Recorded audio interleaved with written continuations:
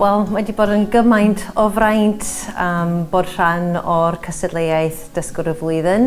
Mae wedi bod yn lyflu cyfarfod y pobl arall sydd wedi cystadlu, Alison, Tom a Roland, ac hefyd weld y gymaint o cyfnogaeth dwi wedi cael hefyd gan ffrindiau ac teulu ac hefyd gan pobl yn yr bwrdd iechyd.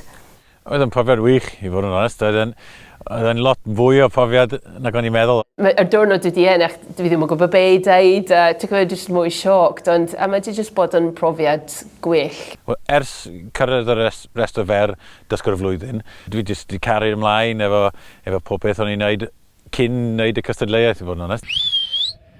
Canu mewn Gymraeg, byw yn Gymraeg efo plant, dwi'n jyst defnyddio Cymraeg gymaint o bosib, really. Syth ar ôl yr cystadleuaeth, dwi wedi cael gwahoddiad i siarad yn y digwyddiad mwy na geiriau yn yr Eisteddfod, ac dwi wedi cael cyfle i siarad amdano'r pwysigrwydd yr iaith Cymraeg yn gofal iechyd ac yn arbennig yn iechyd meddwl. Mae wedi bod yn brysur iawn, ti'n gwybod siarad ar y radio, bod yn yr Eisteddfod, jyst pobl yn stopio, cael sgwrs a bethau.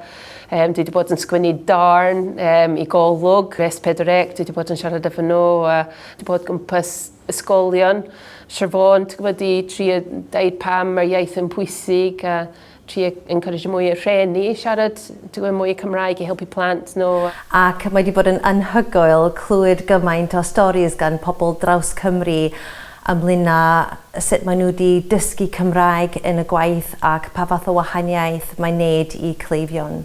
Dwi'n byw yn Aberystwyth a dwi'n defnyddio Cymraeg bob dydd. Dysgais i Gymraeg mewn tua 18 mis, 19 mis, a nawr dwi'n defnyddio Cymraeg bob dydd. Dwi'n defnyddio Cymraeg yn yr ysgol, ble fi'n gweithio, dwi'n defnyddio Cymraeg gyda ffrindiau fi. Mae'n gwneud gwahaniaeth mawr i fi i medru cerdded trwy drws rhywun neu cerdded ar y ward a just siarad i iaith y person gyntaf. Dwi'n just gweld maen nhw'n ymlacio mwy efo chdi, maen nhw'n agrafoi efo chdi, maen nhw'n medru deud mwy efo chdi a just llai anxiety nhw a mae'n pwysig iawn i cael y Cymraeg mewn yr ochr iechyd gofal. Mae Cymraeg wedi gwneud wahaniaeth mawr i bywyd fi, fod yn onest, achos dwi wedi tyfu fyny yn Canolbarth Cymru heb lot o Cymraeg o gwbl. Allai ddim gallu dychmygu bod yn mam ac psychotherapydd celf yn Cymru heb y Gymraeg. Pan ti'n dysgu Cymraeg, ti'n gweld a ti'n cerdded fewn i'r Eisteddfodau a pethau fel yna.